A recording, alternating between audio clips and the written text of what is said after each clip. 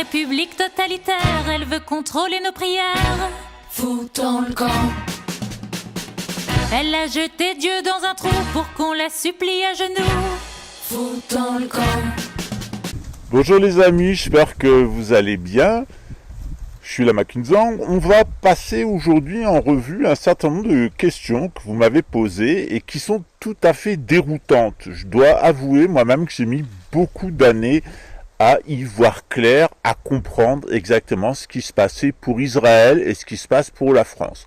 Pourquoi Israël et la France, qui est deuxième Israël, semblent avoir un destin un petit peu particulier. Qu'est-ce qui fait notre spécificité? Alors d'abord, on n'est pas obligé d'y croire. À partir du moment où on se pose cette question, y a-t-il un destin spécial pour Israël? Y a-t-il un destin spécial pour la France?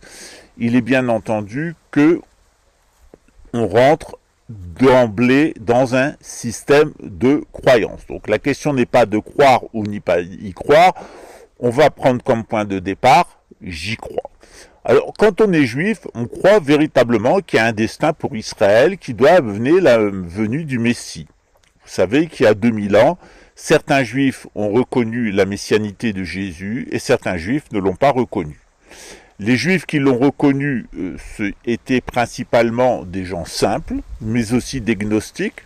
Je pense par exemple à Nicodème ou Saint Joseph d'Arimathie, qui était de la famille de Jésus.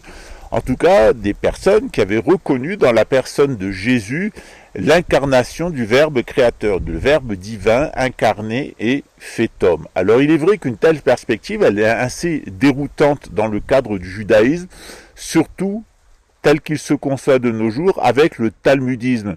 Mais si on se remet dans le contexte de l'époque de Jésus, on a une autre perception, une autre perspective que pourrait être celle des rabbins actuellement. Il ne faut pas penser que à l'époque de Jésus, les pharisiens pensaient comme les rabbins de nos jours. Bien sûr, les rabbins actuels, pour la plupart, raisonnent dans la perspective du pharisianisme, et on va voir ce que c'est, mais on ne peut pas non plus commettre un anachronisme et penser que les rabbins de l'époque de Jésus raisonnaient comme les rabbins de maintenant.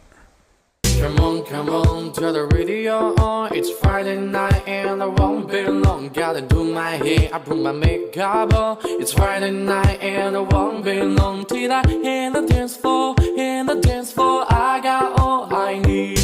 Come on, to the radio on. It's Friday night and I won't. Qui sont les rabbins actuels? Eh bien, les rabbins actuels, ils appartiennent grosso modo à 3 écoles. La première école, c'est l'école des Mizraïm, qui sont des Juifs qui sont présents, descendants des tribus d'Israël, qui sont présents de la Chine à la Mauritanie, au Sahel. Grosso modo, c'est les Mizraïm, eux, ce sont de véritables descendants des tribus d'Israël. Après, il y a les Séfarades, c'est des Juifs romains, des Juifs espagnols, des Juifs du Maghreb, principalement des Berbères qui se sont convertis au judaïsme au IIIe siècle.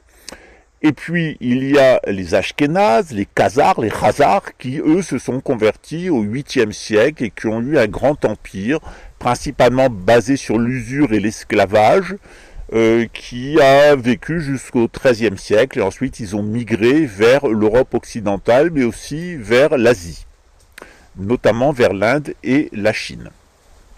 Leurs plus lointains parents actuels sont les Ouïghours de Chine, qui sont les descendants des Khazars, de toutes ces ethnies turco-mongoles qui occupaient l'Asie centrale, qui s'étaient détachées du nomadisme dévié, du tendrisme dévié, qui commettaient des razzias et qui ont construit des civilisations, notamment la civilisation de Khazari, qui s'est construite autour du Talmud de Babylone, puisqu'il y a 2 Talmuds, celui de Jérusalem et celui de Babylone, c'est 2 écoles d'interprétation qui sont différentes à l'intérieur du talmudisme. Alors, les rabbins actuels sont évidemment dans la perspective des rabbins pharisiens, puisque les sadducéens, qui étaient plutôt liés à l'aristocratie, aux Esséniens et on pourrait dire aux gnostiques, ont disparu. Ils ne croyaient pas dans la résurrection, par exemple.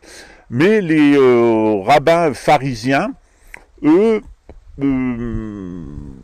ont au cours du temps pris des options qui, à l'époque de Jésus, seraient passées pour des hérésies. Par exemple, la notion de réincarnation qu'on retrouve, par exemple, chez les Lubavitch et d'autres écoles du hassidisme, elle n'existe pas dans le rabbinisme de l'époque de Jésus. On ne parle certainement pas de réincarnation à l'époque de Jésus, puisqu'on sait que l'âme est mortelle, que l'âme n'est pas immortelle. Donc il n'y a pas de réincarnation.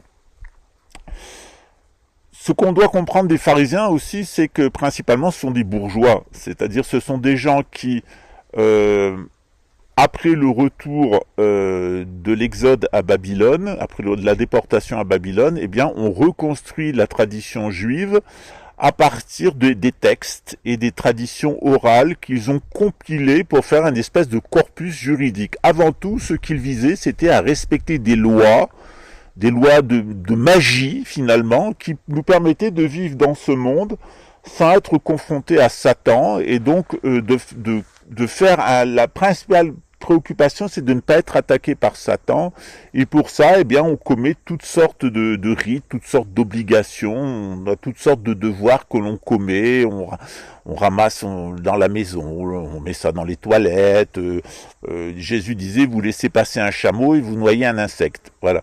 Donc, c'est vraiment combien de fois on ouvre son paquet de Kleenex dans le week-end, enfin dans le Shabbat, etc. Donc c'est très méritoire parce que c'est quand même une vie qui est complètement basée sur des opérations de magie, on pourrait même dire de superstition, parce qu'après tout, est-ce que Dieu compte le nombre de fois qu'on ouvre un paquet de Kleenex ou non pendant le Shabbat? Mais il y a quand même des lignes téléphoniques, comme par exemple mes copains de Torah Box à Tel Aviv, vous leur téléphonez, ils vous disent, est-ce que j'ai le droit de tirer la chasse d'eau pendant le Shabbat? Voilà. Donc vous avez le droit de tirer au début du Shabbat et à la fin du Shabbat, mais pendant tout le Shabbat, ça a le droit de puer la merde dans votre chiotte. Voilà. Et ça, c'est une exégèse comme une autre. Voilà, il n'est pas sûr que, comme mesure d'hygiène, ça soit quand même mieux de laisser des excréments dans les toilettes pendant 24 heures. Enfin, c'est comme ça. Voilà, c'est comme ça selon leur point de vue à eux. Alors, à l'époque de Jésus, effectivement, il y a un divorce qui se fait dans la communauté juive et qui va entraîner des gens derrière Jésus, d'abord des Éthiopiens, un eunuque, qui est le premier chrétien converti, et puis des Grecs, et puis des Romains, qui vont se convertir au christianisme sous l'influence des apôtres et de leurs successeurs. C'est pourtant facile à comprendre, nous ne pourrons pas nous entendre. Et comme il y en a un de trop, qu'ils prennent un bateau. Un bateau droit vers les îles, il fait beau et c'est tranquille. Foutez le camp. Vous aurez tout un hémisphère bien à l'écart du Finistère. Foutez le camp.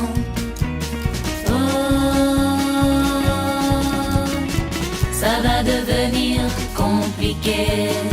Question de sensibilité. On pourra pas se supporter une éternité. C'est le bon sens élémentaire, on n'a pas les mêmes critères. Foutez le camp. Avant que ça tourne à l'horreur, quittons-nous d'un commun accord. Foutez le camp.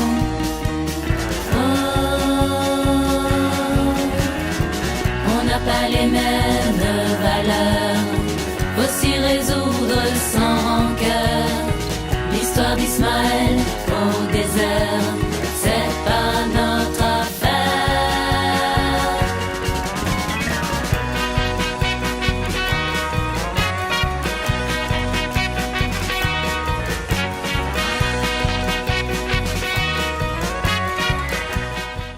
Là s'arrête l'Ancien Testament, et avec toutes ces coutumes, ces prophéties, etc., qui ont leur valeur dans le cadre de l'israélisme, c'est-à-dire des croyances des Israélites, et apparaît une autre croyance, qui est celle des chrétiens, qui est basée sur les évangiles, dont seulement 4 ont été conservés après l'intervention de l'autorité romaine pour créer une religion exotérique. Jusqu'à présent, le christianisme est une initiation, une crypto-initiation même, qui se donne dans les grottes, cachées, etc., quelque chose d'occulte, hein, comme tout ce qui est transmis, comme tous les rites qui sont liés à la mort et à la résurrection, c'est le cas dans la franc-maçonnerie actuellement, c'est donné dans des lieux fermés, dans des grottes, dans des lieux secrets, sous le sceau du secret. C'est longtemps le cas du christianisme qui va être persécuté justement à cause de son aspect cryptique.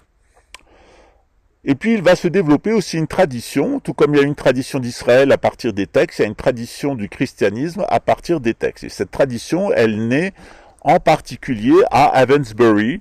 Elle naît dans le Wiltshire, en Angleterre. Elle va ensuite migrer vers la Bretagne. C'est ce qu'on appelle le christianisme celtique. Mais il y a quand même un christianisme chaldéen, un christianisme éthiopien et un christianisme romain qui sont contemporains. Et tout ça a tendance à s'influencer les uns les autres. Dans le cadre du christianisme celtique, eh bien, on va avoir une particularité en Europe du Nord avec les Francs. Les Francs adoptent le christianisme et, plus fort, Mérové dit qu'il est un descendant par les femmes de Marie-Madeleine qui aurait été l'épouse de Jésus. Et il explique que les Francs, la noblesse franque, par les femmes, constituent un peuple de nomades qui vont avoir un destin particulier en vue de la fin des temps. Et tout comme la première Israël a permis l'arrivée du Messie d'Israël, eh bien, on va avoir une sorte de Messie des Francs qui apparaîtra à la fin des temps, après un âge d'or et une tribulation. Donc, dans le judaïsme, il y a eu un âge d'or avec le roi Salomon, le roi David, etc., et puis une déchéance qui a amené la destruction du temple de Jérusalem et la diaspora. Eh bien, pour les Francs, ça serait la même chose. Il y aurait un âge d'or avec Saint Louis, par exemple, et ensuite il y aurait une déchéance qui amènerait à la diaspora des Francs, des Français, donc, comme on dit de nos jours, des François, on disait les François, on disait à l'époque, donc les Francs qui sont devenus les François, peut-être les Françocs au sud, puisqu'il y a les Oc et les Oi, dans le nord on disait Oi ou Oué, dans le sud on disait Oc ou Ouk. Voilà. Donc les François du Nord, eh bien, les anciens Francs, eux, ils vont développer leur propre mystique avec leurs propres prophètes. Il y en a une qui est extrêmement importante dans les prophétesses du franquisme, c'est, de la tradition franque, la tradition française, c'est Marie-Julie Jahenny, qui est la dernière en date de cette grande tradition mystique des Francs. On devrait mettre aussi le Padre Pio, qui est un Italien, dans ce groupe, un catholique. Marie-Julie Jahenny était aussi une catholique, bien que bretonne. Voilà. Et bien qu'ayant des référents principalement bretons, donc celtiques, christiano-celtiques. Et donc dans ce contexte-là, on nous dit qu'à la fin des temps arrivera un grand monarque, et que ce grand monarque arrivera à un moment où la France sera tombée dans l'ordure à cause d'un méchant homme, venu de l'enfer, qui sera donc le dernier président de la République, qui sera un mauvais homme venu de l'enfer, qui serait assassiné par les militaires pour se débarrasser de lui, parce qu'il serait devenu un véritable dictateur. Vous savez que Napoléon, c'est aussi un dictateur qu'on a eu dans le passé, il a été aussi assassiné, il a été empoisonné par l'armée, pour s'en débarrasser, il a essayé de revenir au pouvoir, puis on l'a mis sur une île, et on l'a empoisonné pour s'en débarrasser. Voilà. Donc dans ce contexte-là, eh bien, il y aurait un parallèle entre le peuple d'Israël qui a donné naissance au Messie et le peuple de France, les Français, les François, qui auraient donné naissance au grand monarque. Et après ce grand monarque-là, eh bien, il en sera fini de la monarchie en France, puisqu'on rentrera dans une nouvelle ère, et cette nouvelle ère sera caractérisée par le retour de Jésus. Alors, dans ce contexte-là, évidemment, on peut prendre les prêtres catholiques qui se réfèrent à la coutume de France comme des fous furieux, comme on peut prendre les prêtres de l'époque, les rabbins de l'époque de Jésus qui se référaient à la venue du Messie pour des fous furieux et se moquer d'eux. Tout comme chez les Israélites, eh bien, tout le monde n'a pas accepté Jésus. Du côté des Francs, eh bien, tout le monde ne va pas accepter la venue du grand monarque. C'est d'autant vrai que la population française, il y a eu une diaspora française, on est près de 550 000 sur le continent américain. En France, on est environ entre 21 et 23 millions Français de souche. Les 40 à 45 millions d'autres Français, dont on nous dit qu'ils vont, la prophétie de France nous dit qu'ils vont soit repartir, soit être détruits et éliminés, ils sont venus pour des raisons économiques. Que ce soit les Espagnols, les Portugais, les Italiens, les Polonais et les gens des pays de l'Est, ils sont pas venus parce qu'ils nous aimaient, parce qu'ils aimaient les rois de France, ils sont venus pour les patrons, donc les banques talmudistes et les patrons protestants, pour servir de robots dans les usines de la révolution industrielle. Donc ces gens-là qui sont venus pour l'argent, quelquefois ils se sont mis à aimer notre culture, ils sont devenus des Français à part entière, plutôt des républicains à part entière, mais pour eux il n'y a pas cette fibre monarchique que nous pouvons avoir en tant que Français de souche. Par exemple, à l'époque de Jésus, on s'aperçoit que les personnes qui ont vraiment la fibre juive et qui vont suivre Jésus, c'est des gens assez simples. Et c'est aussi des gens de toutes les conditions sociales. Mais dans ces apôtres, c'est surtout des gens simples. Après, c'est vrai qu'il y a des grandes fortunes qui vont suivre Jésus, des gens très importants, y compris la femme d'Hérode qui va suivre l'enseignement de Jésus, et une servante dans le palais du roi Hérode, donc qui va suivre Jésus, et la femme de Ponce Pilate qui suit aussi l'enseignement de Jésus avec sa servante. Donc, le petit groupe de personnes autour de Jésus, c'est des personnes simples. Jésus est quelqu'un de simple, d'un milieu simple, il est charpentier. Et il y a des gens qui vont le soutenir dans toutes les classes de la société, puis il va délivrer son message. Bien, on nous dit que c'est la même chose pour le roi de France. Il viendra d'un milieu simple, c'est le cas d'André.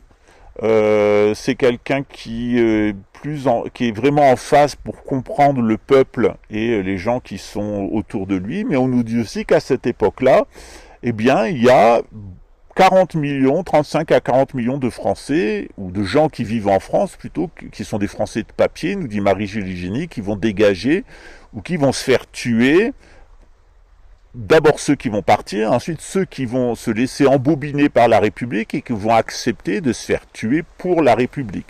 Or c'est principalement des citadins, nous dit la prophétie de France, qui nous annonce que finalement le rôle de ce grand monarque, ça sera avec un grand pape, de mettre fin à l'Église catholique, de mettre fin aussi à la France en tant que telle, et de préparer le chemin pour le retour de Jésus avec quelqu'un qui continuera dans l'islam le rôle de guerrier du roi de France, du grand monarque.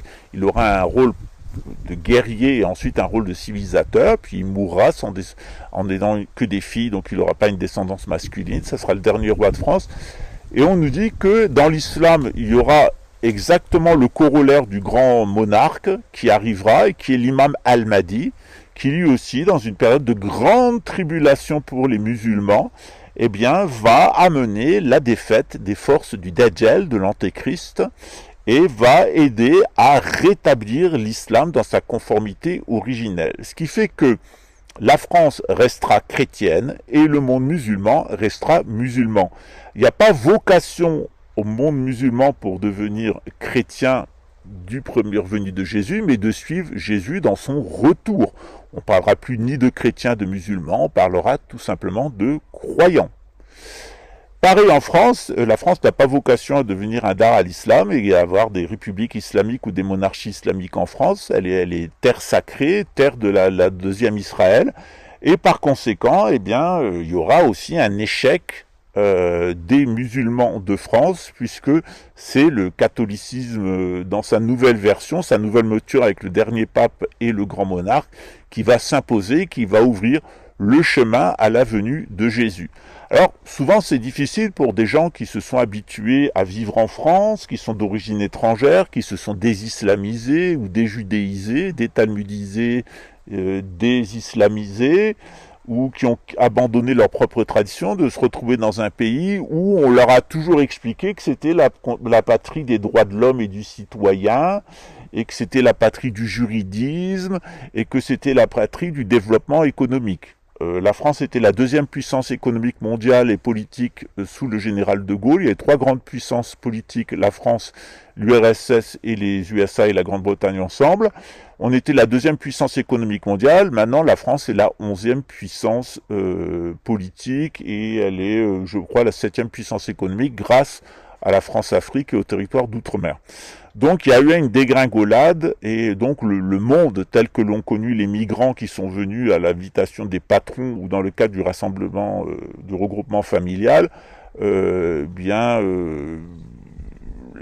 réponse des Français à leur égard va être très claire, c'est foutez le camp.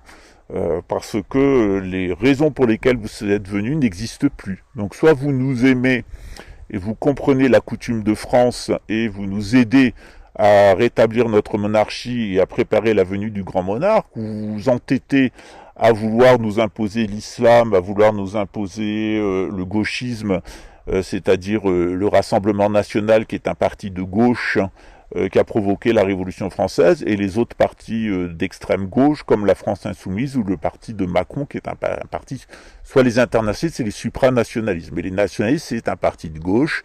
Ce parti de gauche a détruit la France depuis Philippe le Bel, en particulier après 1791-1793. Donc dans ce contexte-là, il est clair que la prophétie nous dit qu'il y aura entre 35 et 40 millions de morts, et qu'il y aura ceux qui vont foutre le camp. Voilà, bon débarras, on vous regrettera pas.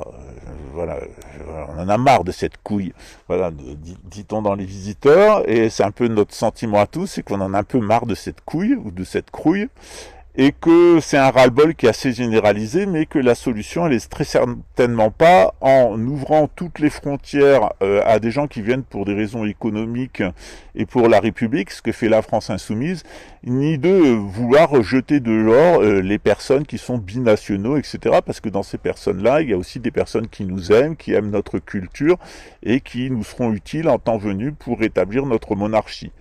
Donc, bien, il faut faire preuve de discernement. Voilà. Et dans le cadre actuel, on suit exactement la prophétie de France qui nous dit qu'il n'y aura pas de majorité à l'Assemblée nationale, et ce qui va amener une guerre civile. Et puis ensuite, cette guerre civile va déboucher sur une guerre avec la Russie, puisqu'en fait, c'est de toute façon les nouvelles autorités françaises qui demanderont à la Russie et l'Algérie de maintenir la sécurité en France. Donc la Russie va nous envahir, mais l'Algérie viendra à l'invitation du gouvernement pro-russe de France. Alors c'est à beaucoup y réfléchir. Dans la situation actuelle, il est très clair qu'en tant que chrétien, où on doit évidemment laisser les républicains s'égorger entre eux, se sauter à la gorge et se tuer entre eux, bon débarras, c'est triste mais c'est comme ça. Par contre, il est clair que notre libération de l'invasion russe et algérienne, elle se fera par ce qu'on appelle dans la coutume de France l'union de la croix et du croissant. Cette croix, elle est présente dans les pays qui sont restés catholiques, comme l'Espagne et l'Irlande, et le croissant est resté dans un pays qui, lui, est véritablement resté musulman, avec un calife, en particulier le royaume du Maroc. Donc on peut compter sur nos amis marocains, irlandais, espagnols, qui, eux, ont gardé leur monarchie chrétienne et leur monarchie musulmane pour venir donner un coup de main au roi de France. C'est exactement ce qui est décrit par Marie-Julie Jahenny et qui fait donc partie de cette fameuse coutume de France et cette prophétie de France auquel le marquis de la Franquerie a dédié toute son existence en nous laissant un certain nombre de livres qui sont des ouvrages majeurs pour la compréhension de notre époque. Souvent on me demande comment je fais pour deviner l'avenir. Je le devine pas du tout. En fait, je sais où on va en venir, c'est-à-dire les prophéties.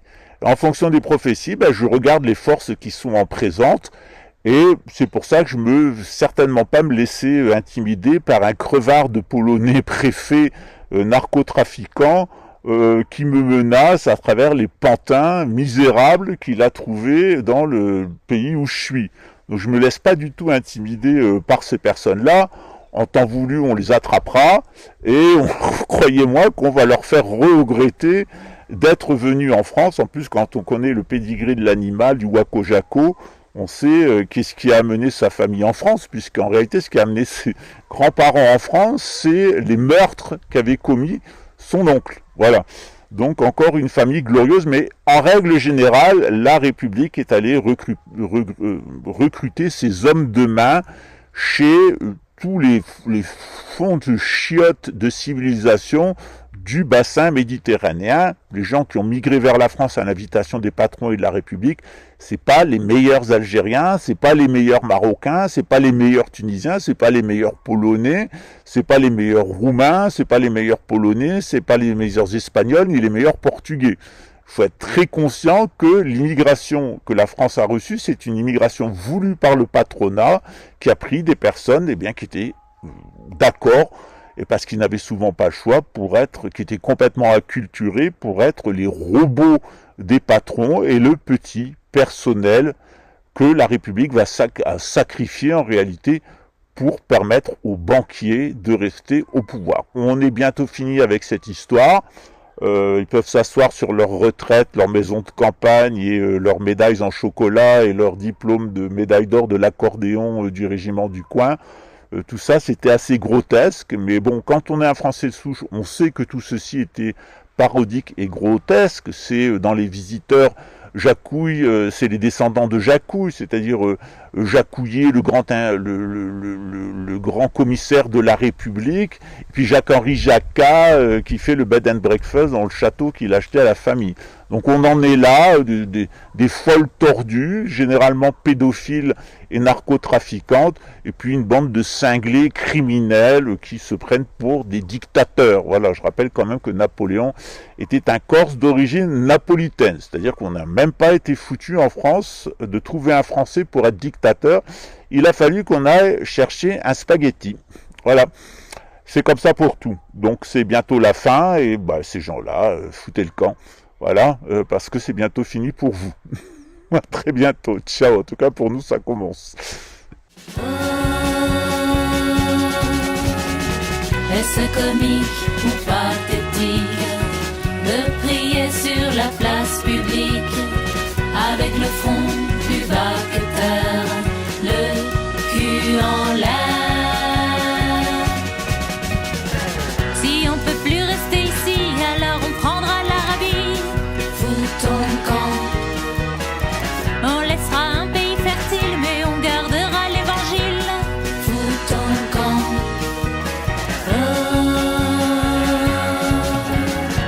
On trouvera asile chez Poutine, au pôle sud en Argentine.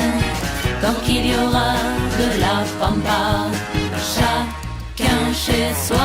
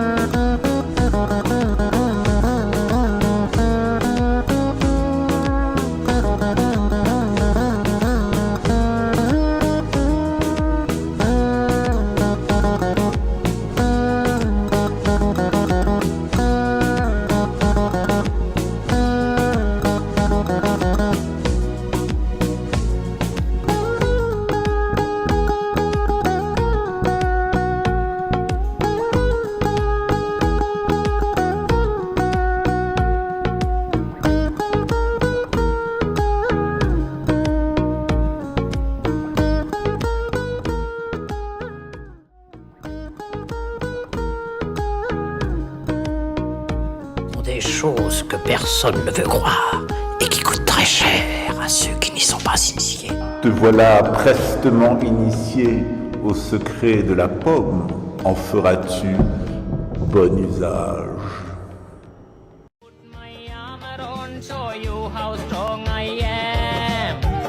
I put my armor on, I'll show you that I am. I'm unstoppable. I'm a Porsche with no brakes. I'm invincible. I win every single game. I'm so powerful. I don't need batteries to play. I'm so confident.